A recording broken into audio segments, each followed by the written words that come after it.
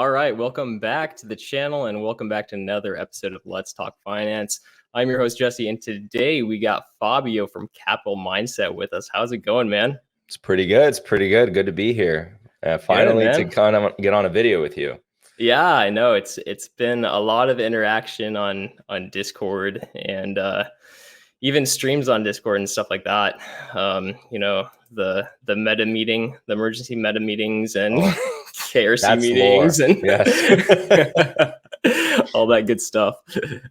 Yeah, that's lore at this point. I mean, for context of what he's talking about, guys, I mean, we had emergency meeting. These stocks are down a lot. Everyone's crapping on them. Let's kind of shuttle ourselves in a room, and we would go into a Discord room, we would talk things out, and we'd all come out of it saying, yeah, we think the crowd is wrong here. We'll talk about, I guess we should talk about KRC at some point in this. We're going to have a dedicated one, but I guess we should bring it up. Yeah. We'll discuss it here and there. So, I guess to get started, just tell us a little bit about yourself. All right. So, I run the channel Capital Mindset that was originally created on behest of one of my very good friends who wanted me to start making content on YouTube in order to combat people, in particular, Jeremy from Financial Education, in particular him. And that kind of developed into its own mission, own community in and of itself. And it evolved into its own beast where I'm also having a lot of fun while doing this. Initially, I didn't actually want to do this. I thought it'd be it'd be cumbersome, waste of my time, wouldn't be fun or just tedious because I'm just like thinking about, how many hours it would take to do a video or something. But I ended up liking it just simply also because it's kind of like a way of talking to yourself and working through an idea, but you're putting a camera in front of you. And also helps develop some other skills, such as presentational skills, and also helps you kind of present other ideas to other people, which in the professional field is also very good. And then as far as like professional background, I mean, I think I've been pretty much now all over the place going from 18 years old. I'll spare the details on some of the earlier career points, but there was a lot of more so on the medical side. Brief career as a paramedic when I was very young in a hospital, but quickly transitioned over to more of a financial background or financial pursuit, and got involved with a very interesting enterprise pretty early on, got a lot of working experience there, and then sought to exit that and kind of develop my accounting skills. So I went to work at Big Four briefly. And with that got some compensation for pursuing the CPA. And so I only have the easiest one left. And then following that, I went to go work at a private equity fund. And now I'm making a transition to a CFO role. So been all over the place, but it's just been kind of getting into a direction that I kind of always wanted to go into. And hopefully now this is the one. So I got a kind of a random question on that. How hard was getting that kind of entry level position? Because I know a lot of like career fields, man, it seems like getting any type of foot in the door entry level thing, they'll be like, oh, entry level, 5 years experience. And you're like, what? Like, what was that like? So initially, the very beginning opportunity, right? That's when you're referring to, correct? Yeah. It was basically, hey, I'll work in a capacity, and it was much smaller business. I'll work in a capacity that I'll be of no cost to you, no burden to you. Let me learn the ropes here, and then you decide what I'm worth in the end. Because it's not a large enterprise. You can't really do that with, a Big Four employee. They're not going to be like, hey, we'll take you on, we'll teach you, etc. So kind of like an internship type thing. Precisely. You just kind of presented the idea. Nice. Exactly. And at the time I was still a student. When you're a student, when you're young, it's fairly forgivable that you can be molded, right? Or you need to be molded into something. And then afterwards, I worked there for a number of years. And at that point, I had picked up on some things and they appreciated enough to decide some form of compensation. And I was involved a lot in a lot of the early innings of it. So I got to see the enterprise grow nicely, was rewarded with some equity. And from there, it just kind of took on an animal of its own. I will say, even, at the risk of my next employer seeing this, because it's fine and I know them, I'm not opposed to actually even returning to that initial opportunity in some capacity, because it was extremely lucrative. I just want to kind of explore and develop in other ways and get some skills in other capacities before I kind of explore that. But it's interesting. It's very interesting out there in the world, all the different ways as a professional you can develop besides the standardized paths that exist. Oh yeah, definitely. Yeah. So you said student, I'm guessing college student at that point? Yep, university student, okay. Correct. Nice. And then with that educational background, I have 2 degrees. I actually announced to the Discord, this is going to happen in the next year. So I'm going to be pursuing my executive MBA. So that's, in order to get an executive MBA, you need 5 years. And yeah, I think for the most part, I'll see how the process is, but you have to be able to prove 5 years of professional work experience. And it's I think the curriculum is a little bit longer than a standardized MBA.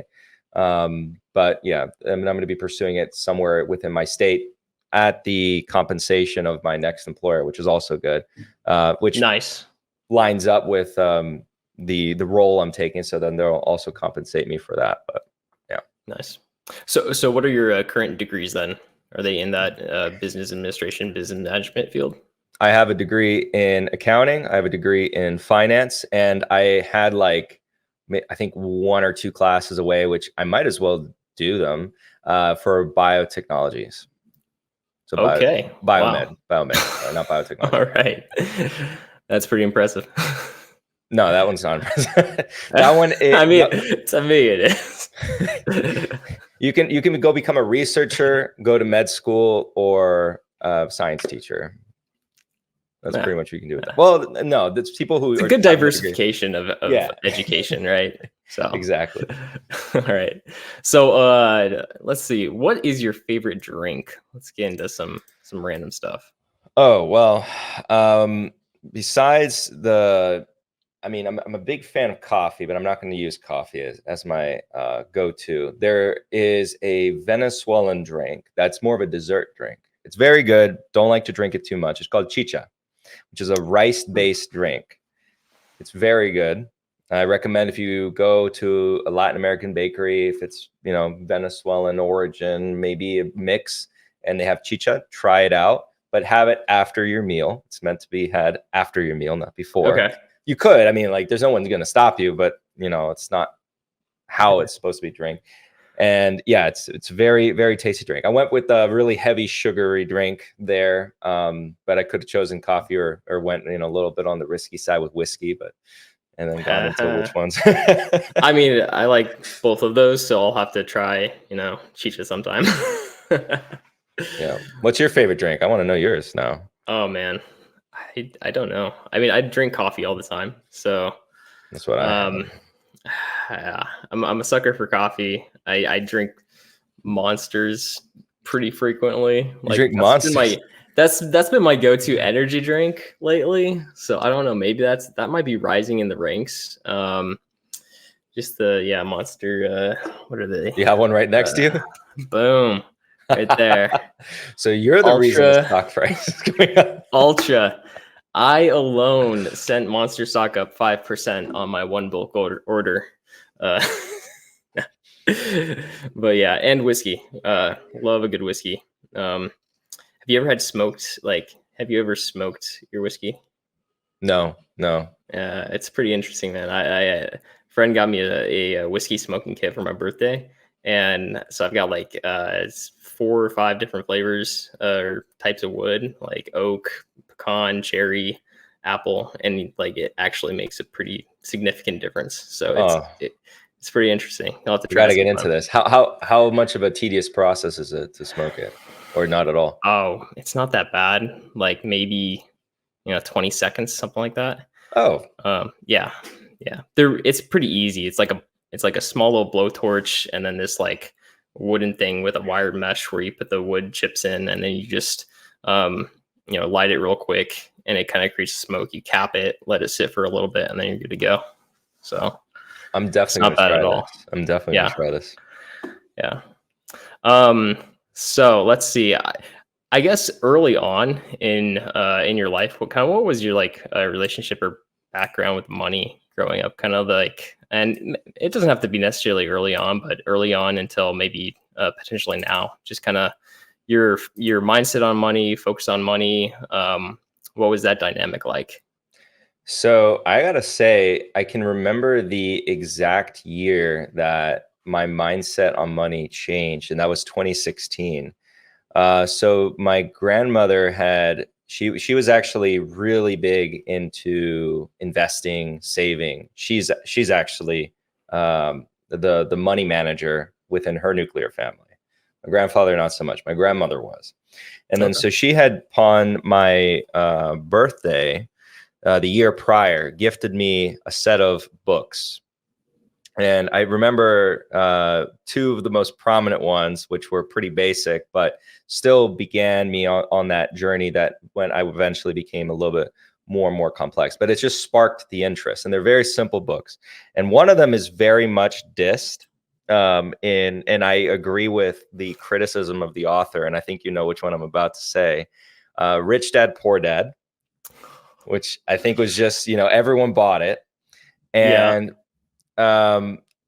being as young as I was back then, I didn't know the nuance of who Robert Kiyosaki was. So I didn't have that color. And I think that book had some very basic things that it's obvious, but sometimes it's different for some person to read obvious advice.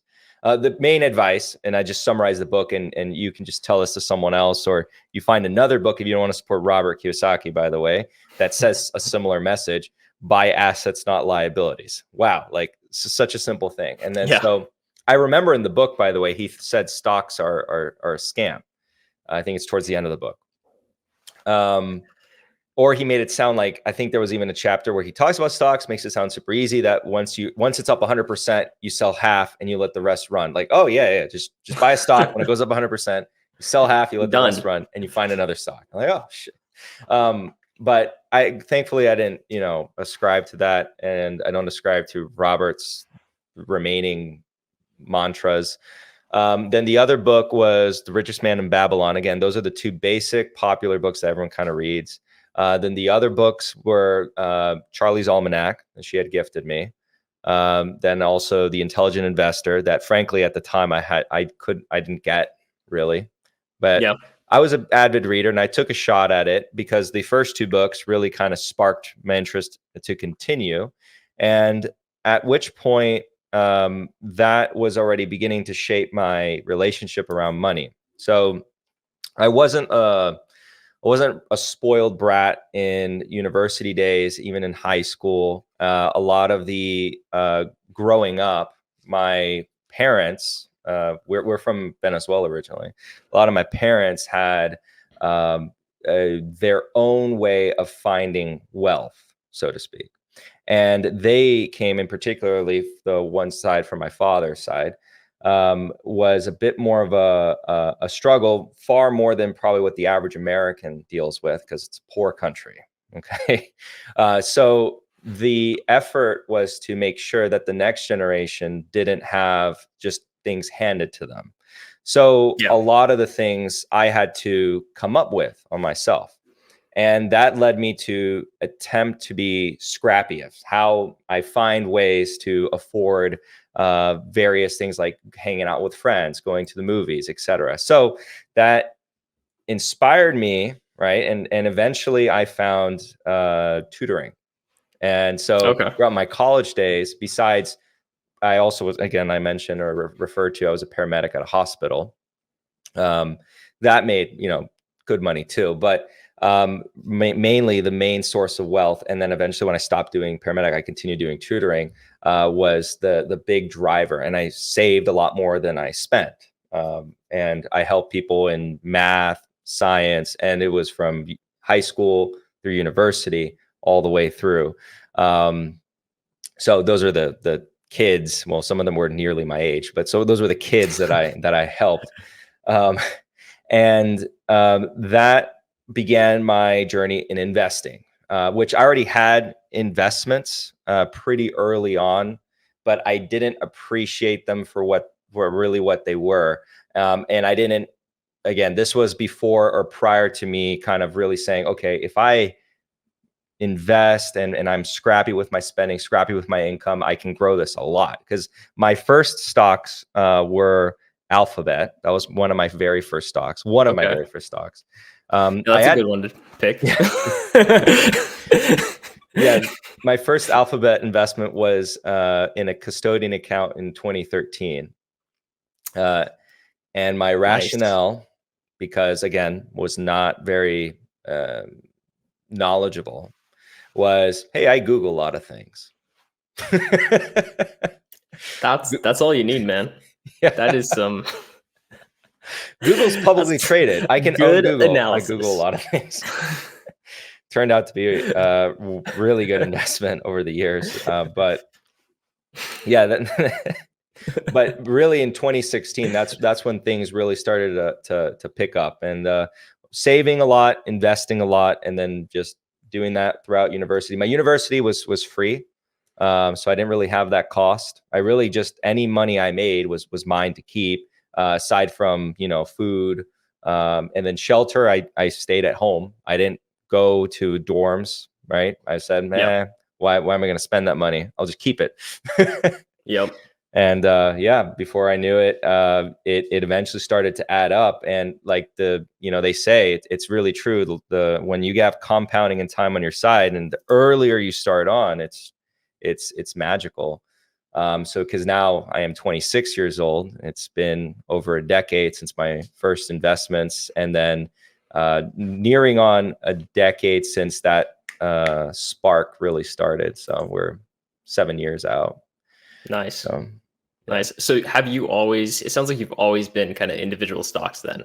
Mm-hmm. Yeah. And that's why I say, while for most people it makes sense to go indexes, and it probably makes sense for me to also do indexes, I'm biased by past performance to continue to do individual stocks. But it could be that from here on out, I'm going to really underperform, and it would be better to just buy an index, and that is it. I will tell you, that'd be rough. Yeah. For the index to catch up with you, that would be rough, man. Yeah, I would have to make some big blunders now, because I like I said, well, this, like if I just sold everything and then just bought an index, technically when I lock in the difference, right? Yeah, I'm done. Just like, I have outperformance for the rest of your life. Yeah, exactly. Maybe I should do no one can take that away from you. Yeah, if I do that now, like I'll forever be able to say that. Absolutely, yeah. Nice. So I guess have you considered doing that, or do you why not do some indexes, or are you just very, very interested and passionate about continuous study of businesses and investing in individuals?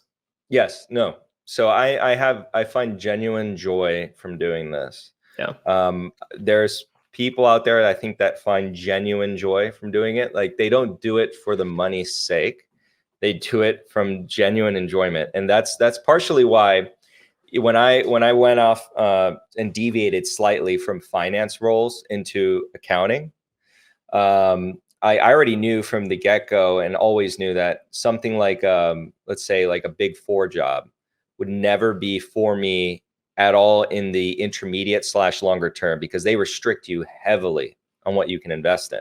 While the end goal, and for a lot of people, the promise of making partner at a Big Four firm is really a solid, career choice, because even afterwards, when you retire, you get obviously the next partner to buy out your shares, and that can be anywhere from couple $10 million, right, in value. That's your retirement right there. Plus, you could retire and be on board seats at that point with your experience as partner at a Big Four firm. And while you're partner, you're making anywhere from starting at 500,000, and then you could be making several, 7 figures if you're a really top performer partner. at the big four, but you can't invest. So there are other avenues to make that amount of money and still not have the same restrictions on investing. But they're, I guess, much more, I would say, difficult, because like big four, really, for a lot of people in the business world, particularly accounting, well, even if you go into advisory roles, it's very defined path. It's a very defined ladder path. Yeah. Yes. And so for a lot of people, that's very attractive. But for me in particular, that's the structure, the design of it was all well and good, but it would have taken away from me something that I genuinely find joy in, and that would have been a problem for me. Plus, I have confidence that I can get to something like that or more another way. So yeah. And money isn't everything, right? So no, it's not. Happiness is more. Yep. So this leads in pretty good. So what type of investor would you call yourself? I know people say, value investor, growth investor, dividend investor, index investor, all those different terminologies. How do you kind of view that, and how do you see yourself fitting into maybe more traditional or not into traditional definitions of what type of investor you are? I would say I'm going to steal this from Buffett here, but I say I'm a value investor because all investing is value investing. There's no such thing as another kind of investing, right? And to explain that a little further, it's like when you're a growth investor, you're investing in a growth company because you think it's undervalued, predicated on its future growth. Investing undervalued, value investor. But the textbook definition of value, I'm not that. I don't ascribe to a single textbook definition of an investor. Maybe you could say I have an affinity towards running into those burning buildings, but I think you do as well. I think you call it almost like trash panda. Like you're a trash panda. I came up with that one day and I was like, it kind of suits. That's a very good description. A trash panda, a raccoon going through it. Honestly, hey, I know this isn't part of what we, off script here. Well, we don't have a script. I'm making it sound like it, but metaphorically off script. I remember, I think I saw you were asking people, hey, what should I change my name to? Hey, why not something around the trash panda? I know. Some trash panda theme with a raccoon involved. And then because what you're doing is you're trying to find, or like you have an affinity, I can tell already from looking at beaten down names. The metaphor I like to use now is going into the burning building and finding the rooms that are not going to collapse. Yeah. So I don't know, maybe because that could be kind of catchy, and you could develop some interesting themes there. But I might do that, or maybe I just make a merch line around trash pandas. And then you start coming on with my raccoon bandana thing. Yes, exactly. Put some eye makeup, blacken out the eyes. Your wife walks in. She's like, "What is going on here?" You're in a trash can. That's your chair. Oh man, that might be a little bit too far, but yeah, we'll see. Halloween, I'll make it a live stream.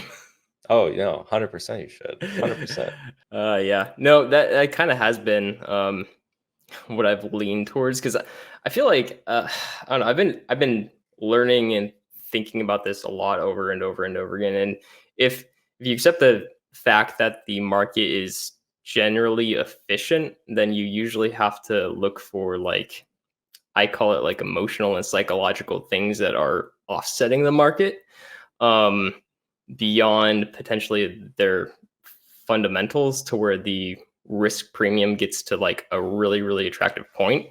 And at that point, as long as you're buying really solid businesses, you're, in my mind, it's more de-risked like at that point. But you have to be very, very, very careful that you're not, buying value traps, things that look cheap, but they're, like you would say, cheap for a reason. Mm-hmm. Like, I can name for your audience a couple case studies they can go look up into. Some of these I've invested in, some of these I haven't invested in. But the ones I invested in, like let's say 2021 values or 2021 investments, was Cardinal Health was one of them. Lawsuit. reason, lawsuit, opioid lawsuit. Then 2020, there were a couple that came out. Some of the banks, oil, Unum, specific name, because oil, I had two names I invested, Oxy and Conoco. And for my sister's custodial, custodial accounts, not trust, was Texas Pacific Land Trust. I didn't invest in it myself, but her funds I put into that name. But Unum reason was COVID going to wipe them out. Didn't wipe them out. Trying to think of, well, we know the recent ones that I know both of us have been involved in. KRC. Yep. S6, you can throw that in there. Similar reason to KRC. Right now, you could argue KRC is still in there. It's not that it's out. Yeah. Right now at this very moment, well, we had Netflix. We had Meta. Yep. Disney could be argued right now. Yep. It's definitely interesting. We should talk about Disney. I think we should talk about this. We should. Let's do it. So you want to start off? Yeah. So I nothing's really changed from my opinion on Disney. I put out a video on it, and then from our conversations in Discord or the calls in Discord where my thoughts are in Disney. I feel like Disney has the assets. They just need better direction and utilization of those assets. So right now, what I would argue is Disney's in a situation of poor management, but just such a strong, resilient business that despite poor management, they are still doing okay. They're not doing like what they could do, but they're still doing okay. So the setup there is if management gets better, this is a company that in the drop of a hat can just be one of the, it could return to some semblance of former glory. But yeah, what are your thoughts? No, I totally agree. I think, like you said, the IP, the assets that they have are very valuable. It's just how can they structure the business in the way to extract the most amount of profitable value from those assets while kind of getting rid of what I would maybe deem the distractions that they may have acquired. So I know they did that Fox acquisition, and man, that's just seems kind of like a crap fest as far as that. That acquisition was not good long term. Their parks and their entertainment is doing really good. Cruise lines are doing really good. Parks are doing really good. They went ahead and did a decent amount of capital investment during COVID because everything was shut down. So we saw that kind of increase in CapEx, a lot of capital investment into parks because it was honestly just opportunistic, which I pat them on the back for. If you're going to be shut down, go ahead and do that. And now they're getting to the point where they have obviously the IP and Disney Plus, Hulu entertainment packages. If they can find a way to structure that and keep the assets that are easier to create that profitable cash flow while divesting some of the assets that are kind of dragging them behind and not creating a lot of value, I think that's what they're going to end up doing. Legacy media, stuff like that. Yeah. I think that's what they're going to end up doing. And then if they can clean up kind of their asset balance sheet, essentially like their IP balance sheet, divest some of those, they should be set up pretty well. And I think also people need to realize, I think Disney Plus has only been around for 3-4 years now. It's pretty dang young, right? They haven't been in this game super long. So I think they're going to be able to crack the profitability code on that. And it's probably going to come in the next, 2 years or something like that. But it's not like they've been in this direct-to-consumer streaming business as long as Netflix, but they're still showing pretty good promise of getting to fairly profitable ranges. So yeah, and the sentiment around it is just absolutely horrible right now. So that's always I love the nice. setup. It's nice. I mean, I would love it more cheaper, obviously. Like, I mean, cool. It's one of those where I'm not going to go like. I think you're going to have a lot of time to see it play out. The problem that I have, or not the problem, but the thing that I wonder is that like the market's always forward looking, 6-9 months or something like that. So I have to be forward looking a year to 18 months. And this thing could turn on a dime. Like it could. And by the time you get the, quarterly earnings confirmation, it could have already recovered 35-40%. So it's kind of always that balance of looking at where they are in that cycle, where the setup is, where your capital allocation is, being able to manage that allocation into the name as it's going down or doing whatever at the areas that you think are valuable. So, yeah. I'll tell you and your audience something that I haven't told anyone yet. So this is exclusive information. Oh, so snap. I have in my personal holdings portfolio, I have increased the holding of Disney today by, so let's see, what is that factor? Technically, that's 18 times in size. So it sounds a lot bigger than it was. Okay. What?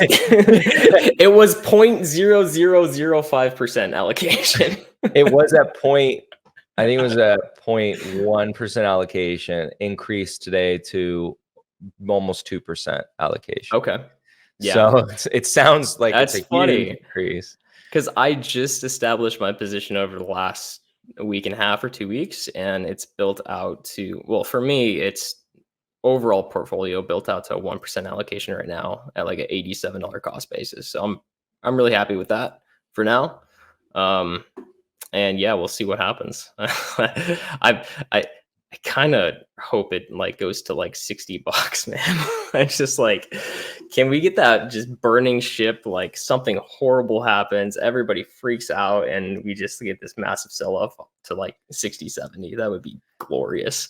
We'll see with the Snow White movie, because it's I can't I don't know how it does well.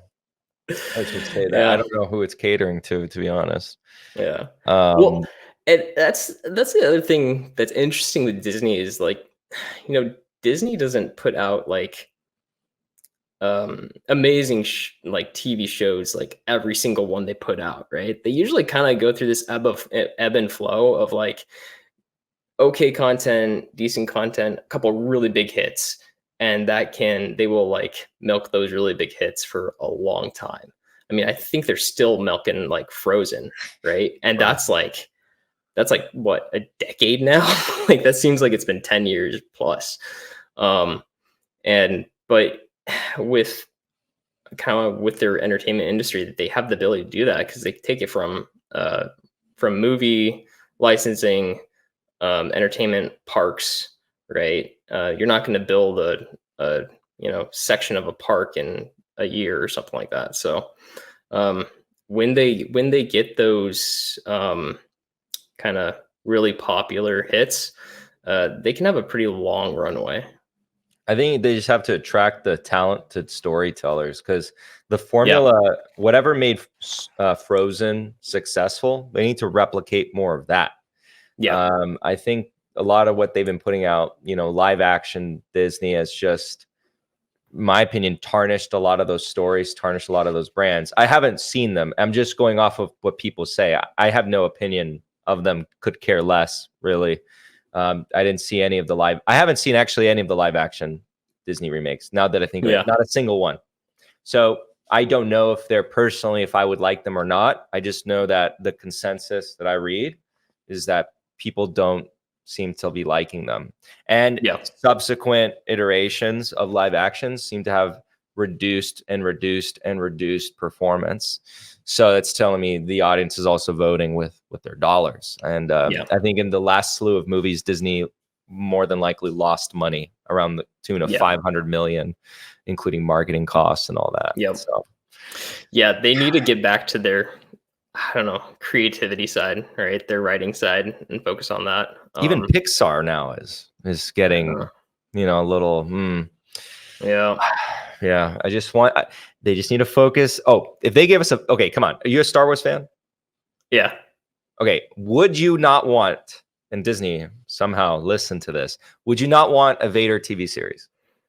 Oh, Like, wouldn't you just not be able to not watch that? Like, or like you wouldn't be able to not watch that show. It imagine a story where exclusive on Hulu, like, yeah, oh my gosh, Hulu, yeah. Disney Plus, wherever they want it, and you're just following Vader, and you're kind of, they're filling in the gap between episode 3 and episode 4, or maybe between episode 3 and Obi-Wan, where he's like hunting down Jedi in different places. Maybe he visits Naboo, where Padme's tombstone is. Yeah. He does all these things, right? There's so many things you can do with Vader. And remember that they got rid of all the non-canon stuff now, where all those fans, and they even have, I mean, the Vader comics. If they just made a show on the Vader comics, I think that would just do well on its own. Yeah. But Disney, we'll see. We'll see. They're probably saving it for last, or they haven't even thought of this. They're like, crap, these guys. It's their life vest. They're like, okay, we're going down. Vader TV series, Vader TV. Done. Please, dear God, not at the same quality as Obi-Wan. Oh my! The Kenobi series quality was so bad. Oh my God. Oh man. Can I as a fan of Star Wars, can I give you an alternate storyline and tell me if you think it would have been better? Yeah, go for it. So Vader and Obi-Wan never have that final fight. Okay. So you keep it that episode 4 is their first fight in a long time. But the entire series of Kenobi is running away from Vader. But Kenobi, instead of saving Leia, randomly interjecting Leia into the story, he's trying to rebuild the Jedi Order. Maybe he saves a Jedi in the first episode, and that Jedi encourages him, tries to give him spirit again, and saying, hey, rebuild the Jedi Order from scratch. And he's doing throughout the episodes, he's saving all these Jedi. He's doing that. He's rebuilding the Order, going on missions, kind of starting or helping the pseudo rebellion prior to the rebellion. And then the very last episode, Vader comes in. You see an epic fight scene of Vader with all the Jedi. You see Vader in all his glory from canon, gets rid of all the Jedi right there. You give real sense of urgency. Obi-Wan, he's not like some weakling, but he knows he needs to kind of avoid this fight because his mission primarily is Luke. He fails in this particular mission, but you can kind of continue it on. Maybe they survive. But basically, you make Vader more of a menace, because I felt like with Vader's first encounter, he apparently can't use the Force through fire. As soon as the fire happens, and you know, when Kenobi's getting dragged out, oh, Vader can't use the Force anymore. He just lets him go. Remember that? I was like, oh, that's not consistent. That's just plot armor to the max. But I could see it, man. I could see it. I felt like that would have been, you know, more impactful. But hey, I'm not a Disney writer. So. Well, I mean, maybe you should be. That will be your next career choice. Will be Disney writer. In retirement, Disney. Well, I probably have to be like the son of a director with stock options. Yeah. Oh man. So, all right. So, when you look at a company, investing on them, do you focus? I think I know your answer to this probably, but do you focus more on the qualitative or the quantitative side?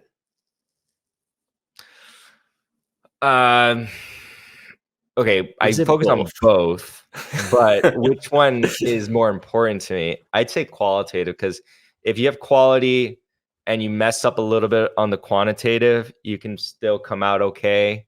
But if you are really solid on the quantitative, but the quality really isn't good at all, your projections are just your projections at the end of the day. Let me give an example of the YouTuber.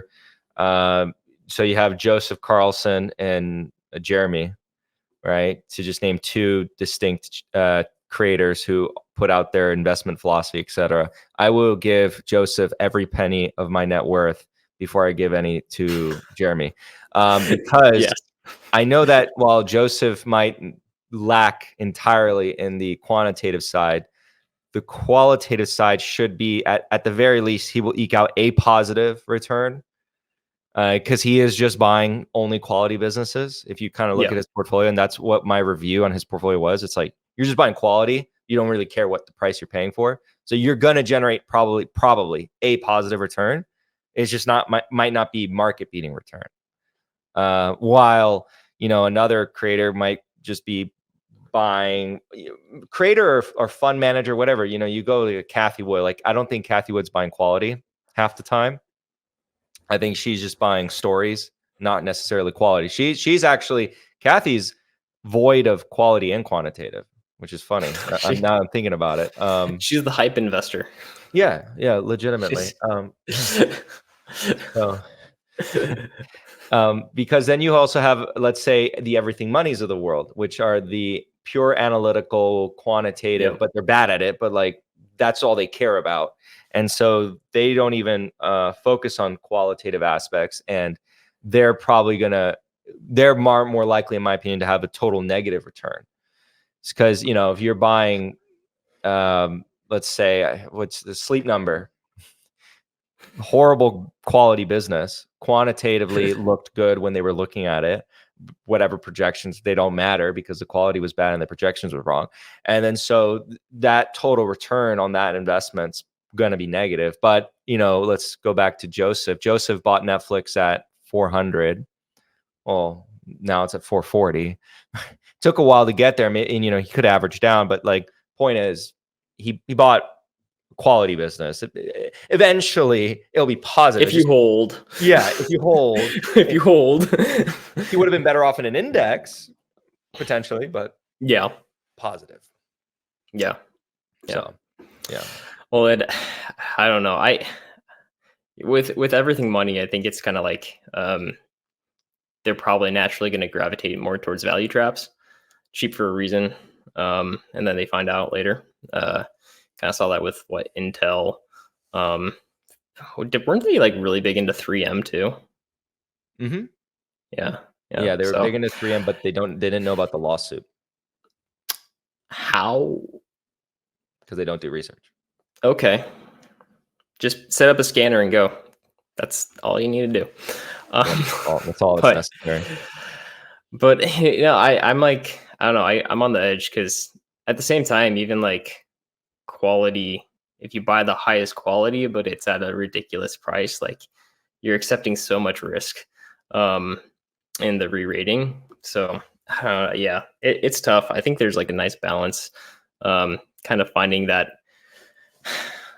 I would say like stalking quality companies and waiting for the right quantitative opportunity to pounce, right? So this is something I'm really interested in because I really enjoy looking at portfolio construction and management. So what are some of your, I guess, insights or thoughts on, accumulation strategies, asset allocation, portfolio management?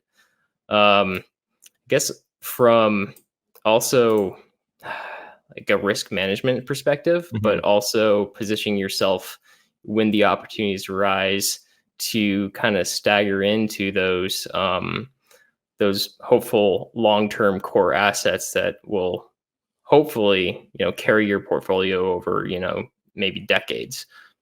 I love this question because this is one of the more important parts of investing. So in theory, you want to be investing in assets that are less correlated as possible. You can't really do that with just stocks because at the end of the day, stocks are all connected in some fashion to the liquidity of the market, et cetera, investor appetite, the economy, et cetera. So you can't really achieve that necessarily. But in theory, diversification or true diversification is buying different assets that are uncorrelated to one another so that you could, in theory, do well and lower the volatility of a portfolio.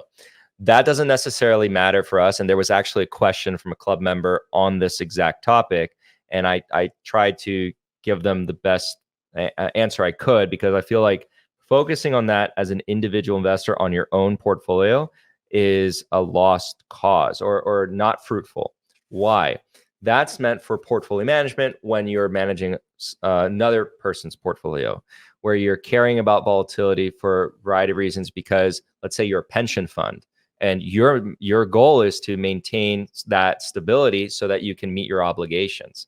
You're investing your own money. And so let's say you're investing your own money and it's in excess of the capital you need to live your daily life. So do you really care about the volatility of the portfolio or the total return of the portfolio? Now, maybe you say to yourself, well, I know I'm very fickle. I'm mentally fickle. I can't handle volatility. Okay, then that's maybe a reason why you care about mitigating volatility. Yeah. But let's say you're not, right? And then you just probably logically should always only care about total return, period, end of story. And then total return in the simplest way, as in you care about not getting too much downside, true downside risk or permanent downside risk. You care about not losing or permanent loss of capital, removing that from the equation as much as possible. But you don't care if Disney goes from, you bought it at 100, it goes to 80 or 60, but you're very confident and you're willing to stay the course that it's not going to go to zero, but instead it will eventually go to, let's say, 150, 160, $200 per share, because you have your plan laid out. So for portfolio management, for myself, to answer your question, I like to find a stock I like, develop a framework from which I can accumulate it. I do not like to, and I very rarely say, okay, this is the exact bottom and I'm going to go heavy into it. I like to just create like a range in which I will begin to accumulate. And if it goes down, I will continue to accumulate all the way down, up until, let's say, a point where I get to a desired percent allocation. So examples, real world examples, is Netflix and Meta, both of which, when I started buying them last year, I bought them at higher prices than my final price or my average price. My average price is much lower than my first price. Netflix, I believe I started buying at around 215, 220 was the first shares. And then when it got down to 180, 170, my plan was in place where at those price points, I got it into its intended / desired allocation of about, at the time, I think was like 7%. It grew much more, but right now, if you see the percentage of it, it's down to like 6%, only because Meta. Yeah. So I mean, Meta is like, I'm like, that's never happening again. It probably will, but I'm like, not for Meta, probably. Maybe another company. Yeah, another company potentially, but like, oh my gosh, that was not insane. Meta. Yeah, that was one of those backroom conversations where it was a couple of us in one room talking about it like a council, and going like, the council has decided Meta is cheap. We will all begin to buy Meta. But I don't really have. Oh, and one more thing, because if you have like a desired set percentage allocation to a portfolio, be very careful that you create like random ones. So like M1 Finance makes it problematic, because M1 Finance almost encourages retail to keep it at certain percentage, because you can do a rebalance. You have the rebalance button. So if something's run up and you're like, click rebalance, you bring it back down. So let's say you input 9% in, it was a winner and it ran to like 18%. And you're like, no, it needs to be a 9% for whatever reason. And you're like, rebalance. What if you were just really right? And then your other ideas are absolute terrible. They're terrible. Yeah. So I don't like to punish the winners too much. That kind of goes into, what is it? The Monte Carlo distribution of returns across like asset classes. A very, very, very small amount of stocks make out basically all of the S&P 500 returns. So I'm even having trouble with that, where I'm like, I'm up like, 150, 200% on Meta. I should probably trim it here. And I end up doing that. But man, it is a hard thing to balance that psychological and emotional side when you're accumulating, but I'm working on having the mindset of being like, okay, like I've accumulated, I really like the asset, I'm just going to hold it. I'm just going to let it go, do its thing. And unless I see something that is fundamentally or structurally different from my thesis, that's probably the only time I should consider selling it. Yep, that's the exact philosophy you should have. Well, I'm biased, but like I'm working on it. I'm not that good at it, but I'm working on it. No, it's really hard. It's extremely hard. Playing with the SOB is like really hard not to do. So I can tell you, sometimes this is maybe where, sometimes psychologically, for better or for worse, a dividend helps. It helps. It helps. Does. Well, and also like one of the things that I do like about dividends is that I don't know. It's just the recurring cash flow that happens that like naturally frees up capital for you to invest into the areas of the market that you see opportunities. So can be nice, especially if you have sector diversification, because a lot of times, we'll have like sector rotation and things like that, or like consumer staples will do really well or will be flat while growth stocks are tanking, 40% in a year or something like that.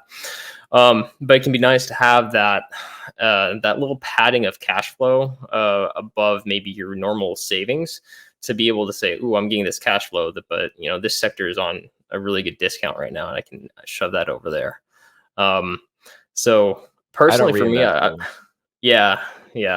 personally for me, that's kind of been how I've been doing it. I don't have any of my investments set to drip because unless it's like index funds, but like because essentially what I want to do is I want to be dripping those cash flows into where I believe the best value is at that moment.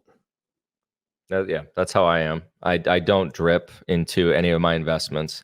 There are an occasion where I will turn on drip if I think that's actually the best stock right now I want the capital to go to. Yeah. So for example, some of my REITs right now, I have it set to drip. I'll name drop one because I feel like it's bad to say, oh, this REIT, that's a mystery. ADC is one I'm accumulating, Okay. like one of the high quality triple net lease names that I'm buying. I'm buying basically, if you think about it, you were going back to that quantitative or qualitative. I'm going for like extreme quality in the triple net lease space, and really similar, I think, in the office space that we both went for. I would say Kilroy, the one we you have one I know that was a little bit more degen, but it worked out really well. A little bit. just a little bit of return. What's the yield you locked in on that one? 20%. You don't even want to say it out loud. You're just like, it's 20%. If they keep that dividend up for 5 years, that's 100% return. And I'm already up 25%. Oh my gosh. Their operating cash flow yield at the time of purchase was like 33%. I want to almost turn this interview around and ask you questions about it, because I didn't look at it too in-depthly, but like when you were looking at it, was it just literally just thrown away and no one wanted it? And why? Why did no one want it? So historically, I mean, they were a little bit more levered up. We should tell everyone the ticker because people are like, what are they talking about? Ticker's BDN, Brandywine. So they, man, I never made a video on it because when I was buying it, I think the market cap was like 700 million. Like, with our channel size, you're not. We probably don't need it. Yeah. But so their leverage ratios weren't as good. They historically had been kind of quality upgrading their portfolio from lower quality A/B space into higher quality A space, and they're a developer. So also historically, they essentially did all of their capital to return to shareholders via dividends. So they would do a lot of these developments, generate cash off of those developments, maybe have a partnership split, and then return a decent amount of the cash flow from those developments in the form of dividends. Unlike a lot of other REITs, their base dividend was not. Usually, REITs will have a kind of base dividend where they're paying out, like 70-80% of operating cash flow or AFFO or something like that. That's kind of their target. And then on the sale of an asset, when they realize that gain, they'll do a one-time dividend, right? And they'll essentially pay out shareholders for the realized profit on the sale of that asset that they developed. Brandywine almost tries to structure the development pipeline into where they are maintaining a constant high dividend through their basically profits in their developments as they are selling them and as they're developing them. So they have a extremely high relative payout ratio to their AFFO or their cash flow. And a lot of their dividend comes from the sale of those assets that they're developing.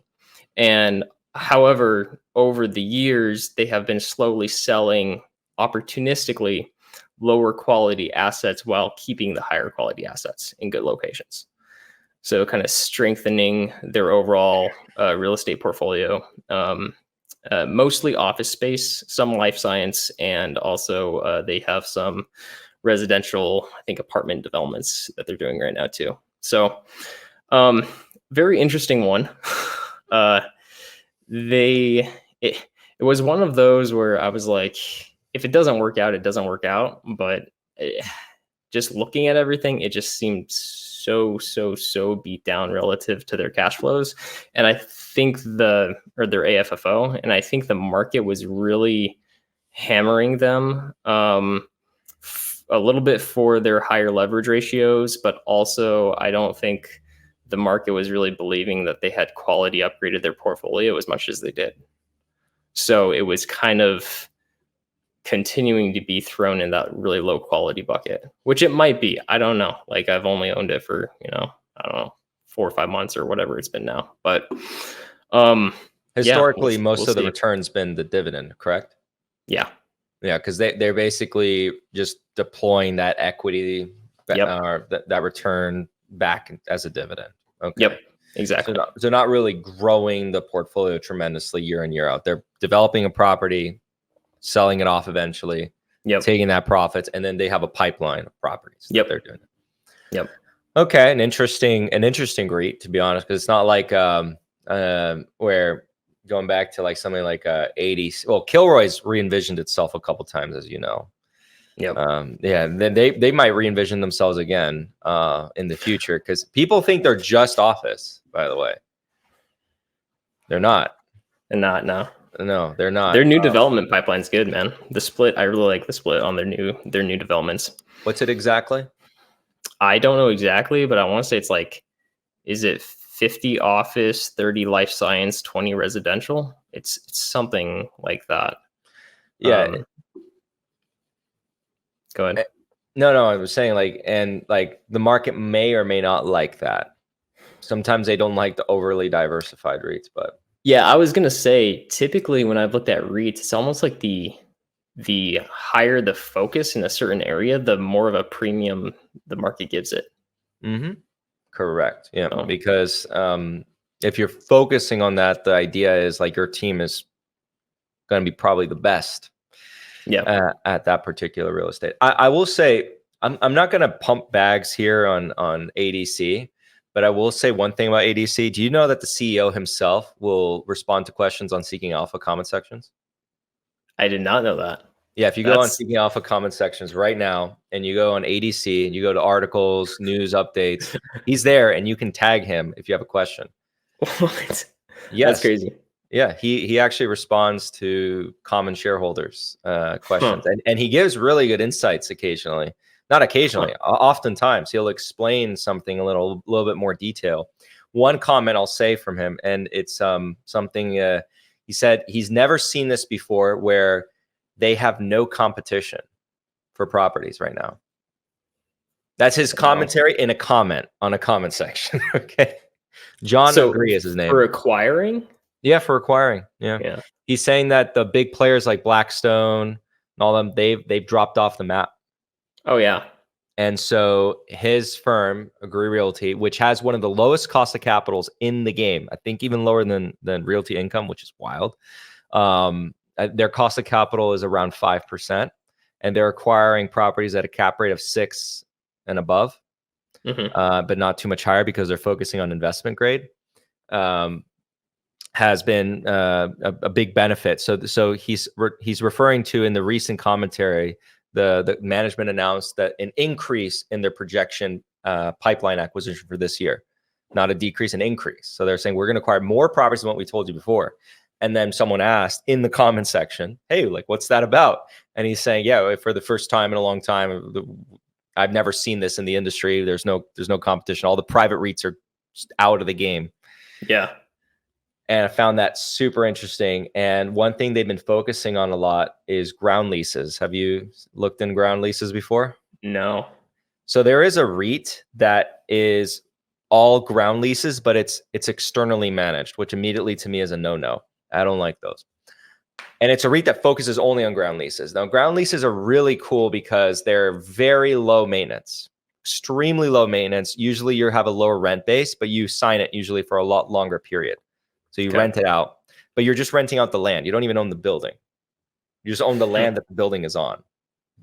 And similar agreement, like the tenant pays all like the costs, the taxes, etc., and they maintain the building. The building's all their problem. You just own the land. Okay. Yeah, and typically, obviously, it's going to be like at a lower price, right? Because you're not buying the building, you're just buying the land. But the presumption, it's different from a triple net lease REIT because you're basically saying everything the building, that's all your problem. Yeah, it's a quadruple net lease. Yeah. No issues on me. Nothing. I don't care about anything. I only own the land. And they've been really focusing on that. And it seems like the investment grade tenants, think of like the Walmarts, et cetera, they're really big fans of it. So their ground lease portfolio is 85% investment grade versus the total portfolio, which is 68% investment grade. So the big boys are huge fans of selling the land underneath their buildings to a company like Agree Realty. And right now, and I think we had this discussion before, where cap rates are at, or where cost of capital is at, a lot of companies are looking at their real estate and saying, okay, we could borrow money right now, or we could sell our properties.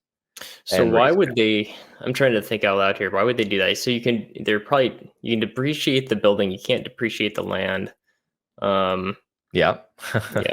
So that's probably, mostly free up some capital, get rid of the land. Lower rent costs. Lower rent, yeah. You're still getting some capital. You can usually structure it at a much more conservative increase in rent. Yeah. So the rental growth for something like Agree Realty isn't probably going to be the best, by the way. Yeah. Okay, it's not going to be as crazy as some of these other REITs. Like WP Carey might be in a better position should we have really high inflation. Actually, I think they're one of the best of the top players because a lot of their portfolio is actually indexed to inflation. So Realty Income, not so much, and ADC, not so much. That's one of the risks. Interesting. But there really isn't much of a credit or tenant risk with ADC. So have you noticed that while the office REIT kind of sector, kind of the more, I don't know, the uglier sector of REITs, while that's been bouncing back, now the top quality sector of REITs is starting to just continue to fade out. Specifically, I'm really interested in the tower REITs that have seen a decent amount of weakness lately, and it seems like the weakness is continuing. AMT, CCI, Crown Castle, and American Tower have been. I got my eye on those because if they can get down far enough into certain areas, I think that might be the next REIT sector that I start accumulating. Oh, I'm in complete agreement with you. CCI I held for just a brief period of time in the holding co. Yeah. You might remember that. And then I sold it, have not accumulated in the personal holdings. And then I think now I've already passed the wash sale rule. I mean, it wasn't that big of a delta between my purchase price and sale, but still, I can record a loss. If I can record a loss, that's great. So I'm looking at, I think you are too, CCI, because that's the one that's under deep discount. Yeah. And it could get deeper, man. The thing that we're not going to know until we know, and I think it's kind of part of that. It goes back to the market might be applying a larger risk premium to it because of this. Is that I'm really interested to see out the long term economics of small cell tower or small cell business, small cell leasing, because the structure, the density is totally different from cell towers, and that might take another 12 to 18 months to really get a feel for how profitable that segment is going to be for them. Because usually the first one or two that you put up is going to almost be like break even. And then as you populate it, you'll get better cash flows, but these small cell poles or towers that they're doing, they can't populate them as much as like a cell tower. So it's going to be interesting to see kind of like the I don't know, just the economics of how that plays out over the next like 2 years or so, what that looks like. Yeah, CCI has some adaptations, and I mean, I don't even know what's going to happen when we get into 6G, but there's some added layers of difficulty. A tower at every house. Precisely. I mean, because now, I mean, the range, it's maybe going to be even less. I don't know, but they're going to have to figure out newer ways of doing it. So it might be that through all this analysis, the conclusion might end up being that this is kind of too difficult of a longer term of a REIT to really get behind. But you could also have confidence in management and their expertise in figuring it out. Yeah, I think it will be profitable. Like, well, obviously it's going to be profitable. I don't know how lucrative it's going to be. I think it could be fairly lucrative depending on how well they can package the services for the small cells, because they also get to package usually fiber delivery with those services, and potentially service management. So it's going to be interesting. I just don't know if it's going to be the same. It's not going to be probably as easy as like your triple net tower lease, because it's almost going to have to be packaged with other services for the carrier. But that being said, like it is getting to very interesting levels right now. I think they're what AFFO yield is around 6.5% right now or something like that. So yeah, which they haven't seen that type of valuation for a long time. Extremely long time. This was once a super favored sector. I mean, American Tower was trading at multiples of 30 AFFO at one point, and same with Crown Castle. I can never understand that. I looked at them back when I started digging into REITs and eventually started accumulating KRC. Like, I really liked American Tower, and I looked into CCI briefly, but I was just like, how can you, like, I couldn't justify spending that much on it at all. Like, I'm like, oh man, it's the only REITs that deserve to trade at that are things that can't be disrupted. And the only thing I can confidently say can't be disrupted until humans are no longer needed. Right? What does that even mean exactly? So figure out a situation where that's the case, and then these REITs are obsolete. Is Tesla bot. No more humans, just Tesla bot. Oh, go Tesla! We're pitching Tesla. Is residential REITs, particularly the ones that, I mean, the best ones. Is I'm gonna pump my bag here a little bit, just a small position I have in it, but still pumping my bag.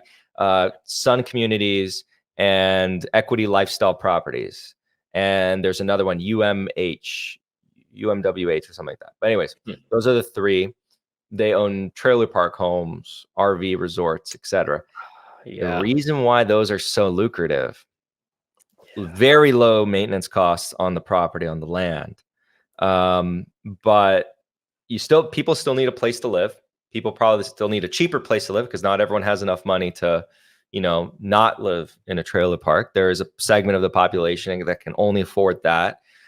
There's also, by the way, it's not just only, less fortunate people. There's legitimate reasons like retirement homes. People like those kinds of communities. They want to have less of their assets in their property. They want to liquidate their, physical home. They're going to move to one of these retirement communities. Like Sun Communities has a ton of retirement communities, and they'll have more assets in maybe the stock market and just a couple tens of thousands of dollars in their mobile home, and golf and retire and live their life. So it's not just that, but basically one of the other benefits is there's high barriers to entry to building these properties. So let me convince Jesse over here. Hey, Jesse, can I build another mobile home community next to your neighborhood? And then Jesse and his wife are going to vote on that. No. Likelihood is they're going to say no. And then I'm going to go to like 5 miles or 10 miles down the road or 15 miles down the road and ask another neighborhood, hey, can we build a mobile home area here? No. All right. So then where are we going to build? Exactly the point. So it's really difficult to get zoning for this. And so that makes the existing real estate very attractive. And pre-2008 or around 2008, no one really cared about this until people started to learn and realize how insanely valuable this land is and how low maintenance it is. And then so you had ELS and SUI and the other one accumulate stupid amounts of it. And even private players, they don't want to sell it. Like you look at what the cap rates are now for these properties. And I mean, I want to eventually, if I wanted to, drop, the thing is that they are expensive. Like looking at the cap rate, if you want to drop like several millions of dollars, you'll get a terrible community, mobile home community, right? You won't get a good one. So they're selling for really good rates. So if you have them and you hold them for a long period of time, you get really good returns because you don't really have to put much money into it. The unit economics makes a lot of sense because all you technically have to provide to each lot is electricity and running water, and that's it. And I think sewage, electricity, running water, sewage, etc. And that's it. But if someone abandons the property, it becomes yours. And you can sell it to the next person or sell it to an investor who wants to refurbish it, and then they'll pay you rent in the meantime until they sell it to someone else who wants the unit. But there's so many ways to monetize each and every unit because they're supposed to take the unit afterwards, and sometimes it's too expensive to take it, so they just abandon it. Like moving a unit like that will be like about $10,000-$15,000 sometimes. Sometimes they're like, yeah, I don't want to do that. Abandon it. And then some communities will take it and say, oh, you want to live there? All right, I'll sell it to you for 10 grand. Here, 10 grand in my pocket. And then now you rent 12% interest. Yeah. Yeah, we'll finance it. 50% interest, Yeah. It's fun. You can get a personal loan from SoFi. Oh, yes. Yeah. There you go. They'll definitely approve you. So you've been looking at PayPal? A little bit. It's interesting. Like, I don't know if I didn't have GPN and Fidelity Information Services, I'd be more interested in PayPal. But man, GPN's been nice lately. It's been on a run.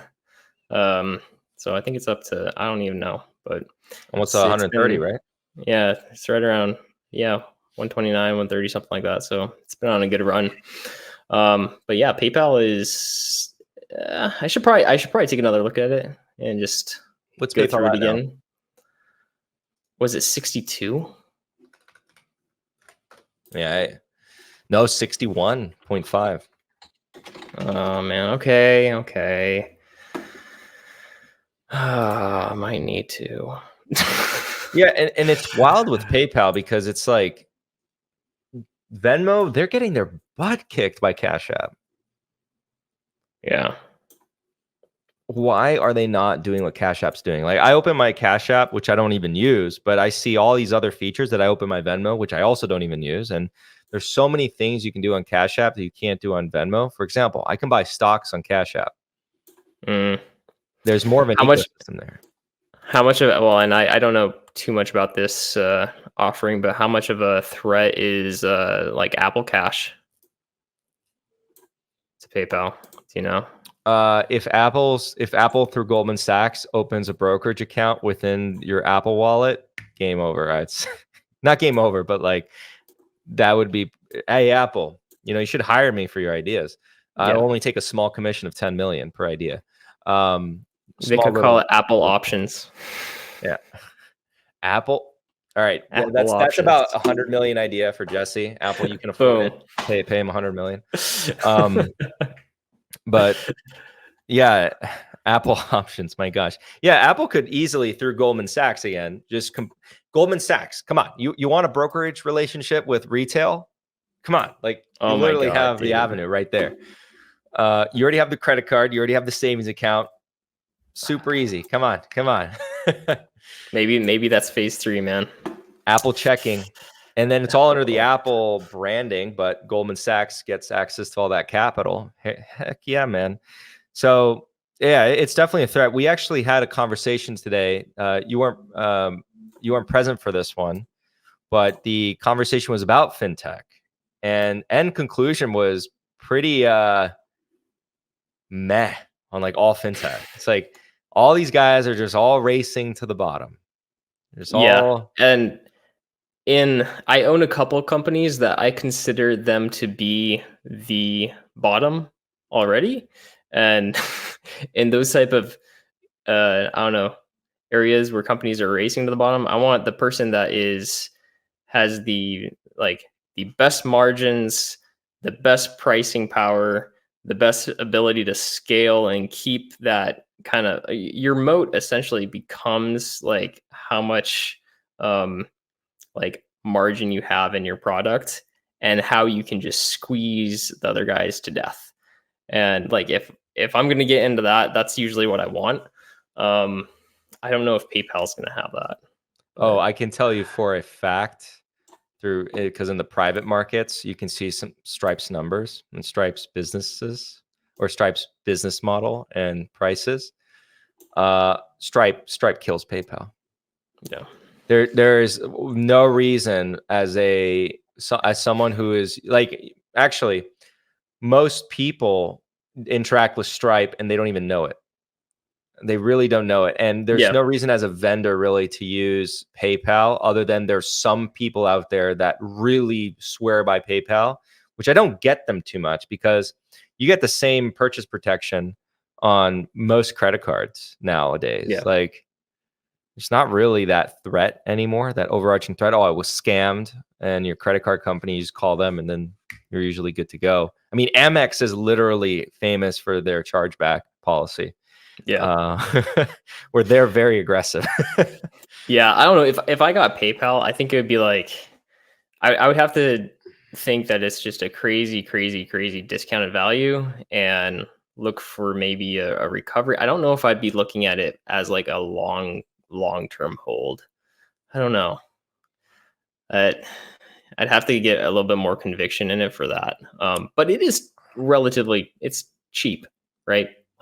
Very cheap. It's cheap. So I think my initial point of interest was like $68 or something like that. I get down to 55, I want to say. But yeah, by that time I already had my desired allocation in other plays, and those are doing well. So it's just kind of like back of my mind right now. But yeah, I don't know. We'll see if it gets really stupid. I might dabble in it. I mean, yeah. I don't think I can justify a single one of these fintechs to be a long-term hold. I'm also looking, by the way, and I thought about this before coming on here. You're also an Amazon shareholder, correct? Yeah. So I've been thinking, even though Amazon's run up, I still think I should accumulate more Amazon because the thesis still hasn't really played out. And I still don't think the price reflects that longer term thesis. Which I was actually going back. This is what sparked this. I went back in the transcripts. I went back to one of Bezos's last calls. You know what he said? And I wasn't following Amazon that closely. I should have been, because I still had some of my old Amazon shares.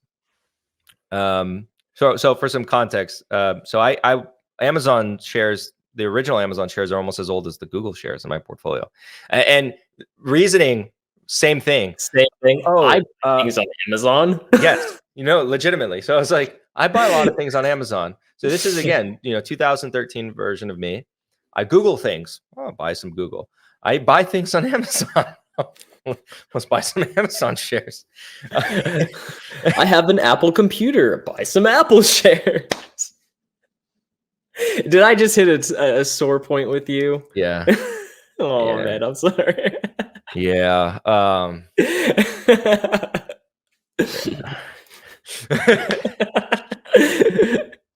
Didn't think that far. Didn't think that far ahead as I wear an Apple Watch. But anyways, and had an iPhone at the time, and had a MacBook Air.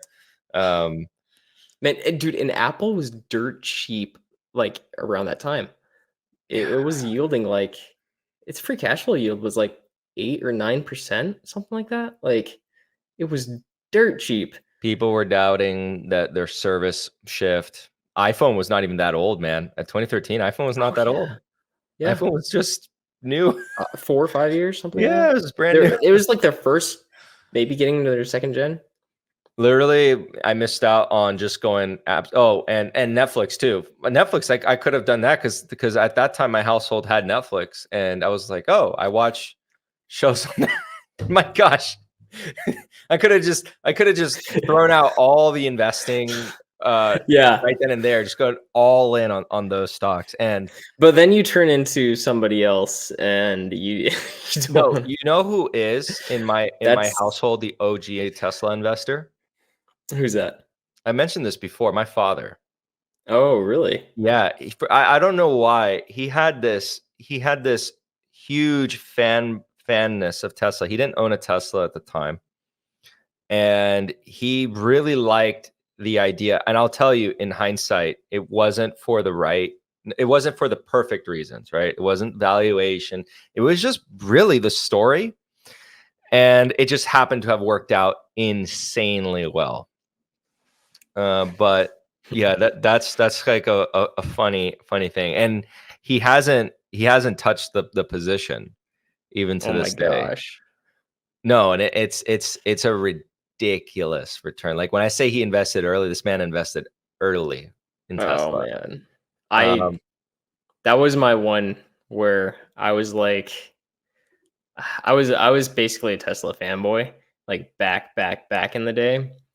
And I was like, what was that? Like, it's like 10 grand. I can pay off my car. Or, man, I kind of want to invest in Tesla. Oh, you could have been retired right now. It would have been like, I figured it out. It would have been worth like over like 1.2, 1.3 million right now.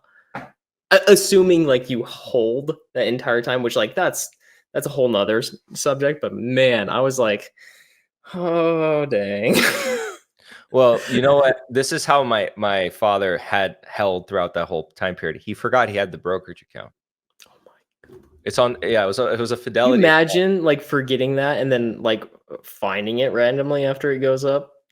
No, like, he had it and in a Fidelity account, and then when I was over at their place one day, I just saw in the mail, right, just sitting there. And he gets this like Fidelity, brokerage statements, monthly brokerage statements, and he just kind of just throws them out. he forgot he had it, and I was like, you have a brokerage statement. That means you have a Fidelity account. And he's like, let's go into your Fidelity account. Obviously, it had the position in there, and then I just wanted to surprise him, like that he had, like, he still had the position in there. And because this is a position he had bought, again, like I'm saying, he's an OG. He's a true OG investor, Tesla investor. What I should tell him is like, hey, give me your login access so I can take screenshots. And then, oh my God, dude, you could grift so hard off of that, man. You would have, oh man, It'd be like, no one can say this. I was a Tesla investor since the beginning. Look at my cost basis. And split adjusted, it's like in the single dollar range.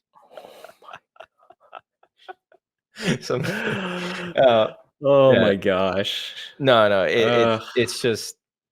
But anyways, like going back into that, it's really hard to stay with it, because like I think the only reason why I was able to do that with like Alphabet is frankly just my love for the stock. By the way, I actually don't know what his cost basis would look like now that I'm thinking about it for Tesla, because when we looked at it, it was before their split. And they did their last one, was it a 3-for-1? Yeah, and I forget what the exact price, but I think right now it'd probably be like $20 to $30 a share, his cost basis. Oh, Just still no, sorry, not 10 20, bagger. not $20 to $30. No, that was back then. I think it's still no, yeah, it is like single digits. I mean, well, It'd be what's single the digits right now. general time frame? Like when I was looking at it, it would have been so let's see. I was what split I know by adjusted what video game came out. I think Black Ops, the first Black Ops was out. I have no idea. So there was Modern Warfare 2 and then Black Ops. Because I remember that's when I was playing video games, and he was like he was like a Tesla fanboy. Yeah. And then, yeah, so it was whenever Black Ops came out, the first Black Ops, which let me Okay. Google that. Mine, Black Ops release. I almost bought in 2013, so it would have been anywhere from split adjusted $2 a share to probably $8 a share. It was 2010. 2011. No. Yeah, because that's when Black Ops came out. Yeah. So yeah, that's like $1, $2 a share. I'm 100 bagger. You know what? I'm literally gonna ask for the account login. Be like, all right, everyone, Dude, this is just my for account. the kicks, man, that would be hilarious. That's crazy. Wow, man. Yeah, it's on Fidelity too, which is ironic. That's the same as that guy's account. Yeah. All right. Well, I mean, okay, so wrapping it up, I got one question that I'll try to ask at the end of these, and that's kind of, just that money is good, it's great, but kind of what's the end goal with it? Do you have any thoughts on that? Like, what's your purpose behind accumulating, focusing on assets and stuff like that? What's it really going to actually get you in the end? So in the end, what I kind of want to make sure is that everyone that I care about within my immediate circle is taken care of, like kind of like a hierarchy of needs. Everyone in my immediate circle is taken care of.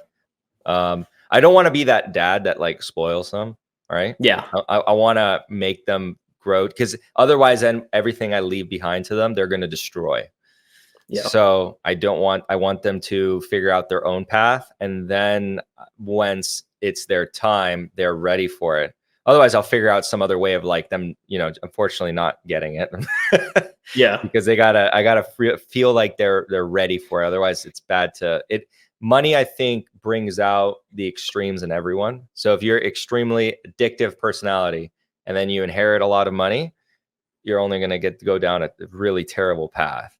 But if you're grown and raised and you're become a very kind person, I think money also exacerbates those attributes as well. You're going to be extra kind with money, because now you have the means. So, and then after everyone in my immediate is taken care of, then I can go to more altruistic needs, so more charitable stuff.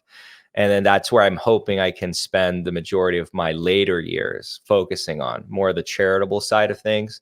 Whether it be, I have a friend who's right now working on an organization that I'm hoping by the time he's in his later years is going to be much more well established, but it's supposed to be focusing on helping families that are not very good with finances in a free way figure out their finances or teach financial education outside of necessarily like the schoolroom. So yeah, an example of that is a lot of people don't know this, but you can get a lot of free education, college education in the United States. People think we don't have free college, it's terrible. Right now, if you're a high school student, you're watching this, you're a parent and you have a child that's not yet in high school or is in high school, I'll research your state really well. I can speak to the state of Florida. Everyone dogs on Florida for a lot of things, but there's a lot of great things about Florida. One of the things that's really great about Florida is you can enroll and in most states, I think a lot of states have this. So I'd be surprised if your state doesn't. And if your state doesn't, and this is really important to you, hey, you could just move to a state that does have it. I don't know. But they have the dual enrollment programs that I think are absolute savior. So while your child is enrolled in high school, they work hard, right? And this is like, it's no longer a barrier of money. It's about, okay, do they work hard in school? Are they getting good grades? Yeah. They can qualify for the dual enrollment program and they can take university classes in high school. And the sky's the limit. They can finish their entire degree in high school if they have that, discipline. Or they can get a huge portion of it out of the way and it still qualifies them. For example, when I was helping families go through this, you qualify and then some for the Bright Futures program in the state of Florida, which pays 100% for room and board at the highest level. And it's not that difficult to get the highest level. And if you're doing dual enrollment, you get some added benefits where the university acknowledges those classes, right? Because they're university classes. You might even take the very same university's class. Like, for example, University of Florida has a dual enrollment program. University of Florida is a good school. University of Central Florida, University of South Florida, and Florida State University all have dual enrollment programs within their respective areas. And then so you can basically go to school pretty early on the state's bill, because what the money that goes towards your high school instead gets deviated towards that program. Your books are covered while you're doing it in high school. Your class is covered. Everything is covered. You don't pay a penny. It's included in your taxes, essentially. And then so you can get a huge portion out of the way. And when your child is going towards, let's say finishing their education, because maybe they do 2 years worth of schooling. If they don't get a scholarship, that's 2 years they knocked out. Hey, that's less student loan debt. Better. You're already in the game. But if they were a good student throughout the period, and if they probably are in dual enrollment, by the way, they're probably maybe they don't have to be the best student, but they're probably a good student. And so they probably qualify because it's also considered an accomplishment to do it. You probably qualify for, in the case of Florida, Bright Futures. And if you go and you stay in Florida, you're not going to pay a penny. You're going to graduate with no student debt and be at a huge advantage there, and go on in your career and save money and buy a house, etc. So that kind of stuff is where I think there's a lack of education or a lack of just awareness. And there's this particular organization that he's getting up and running that's going to attempt to do that for families that are in poorer areas. Because I'll be honest, and I think I mentioned this in the community, all my clients were wealthier families.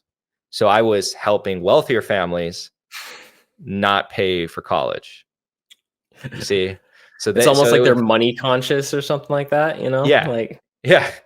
They were paying for my services. That was like an arbitrage, because I will tell you, I was not worth tens of thousands of dollars. I did not charge them tens of thousands of dollars. I was expensive enough. I'll tell you like some of my rates. So it'd be about between $60 to $75 an hour.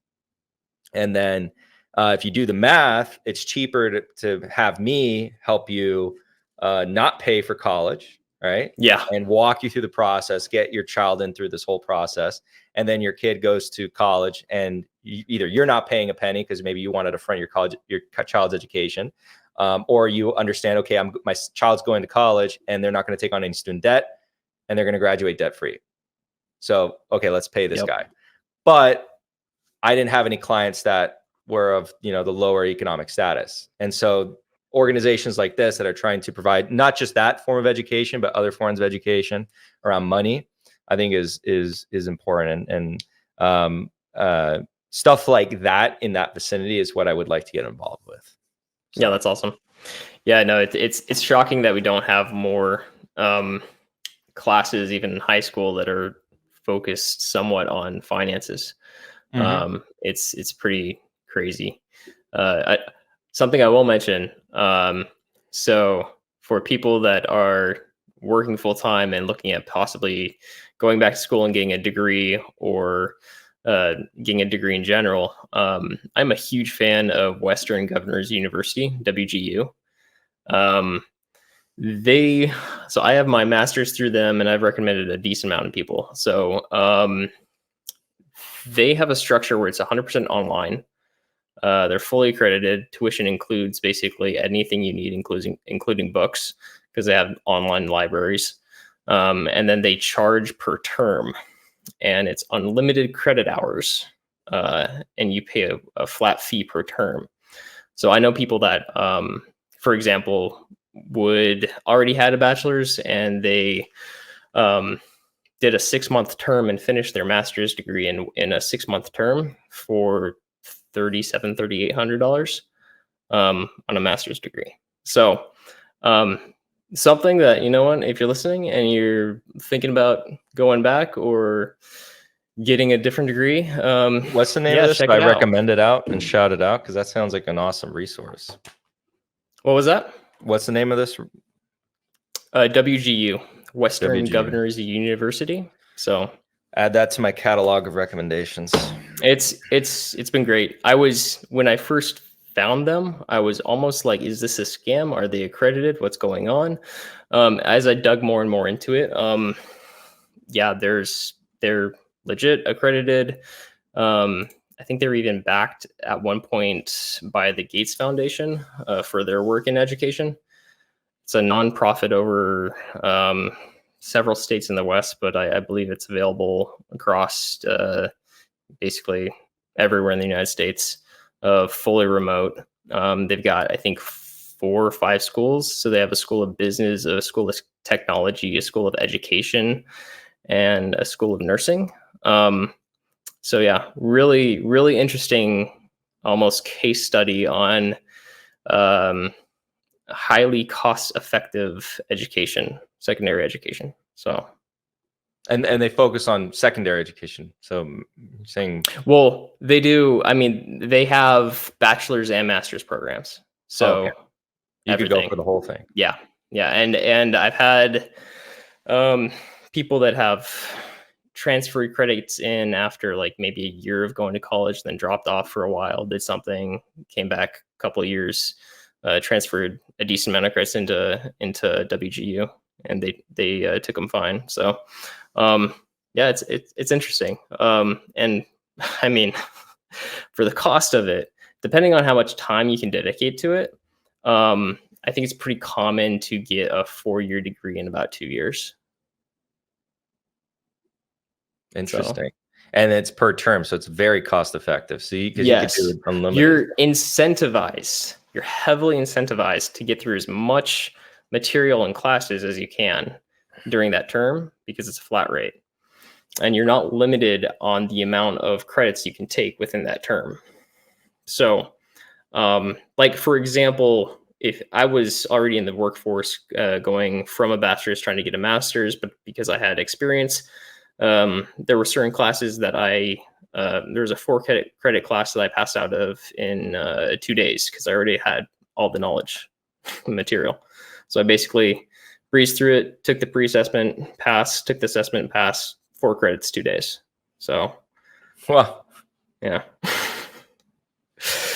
So there you go. One of my recommendations. But hey, man, this has been great. I really appreciate you coming on. It's been nice finally again to talk to you on a video. We're gonna have to do more live streams. I know we've talked about maybe a couple potentially in the future that will happen. We'll see. But yeah, thank you so much. And you know, people watching, if you have any questions, go ahead and leave a comment below, and maybe we will do a follow-up Q&A. So everybody, yeah, awesome. So thanks again, Fabio. Have a good one, everyone. We will see you later. And yeah, next time, give it a couple seconds. Last time I did this and it cut the first like 5 seconds off. So my intro was like, that's the best intro though.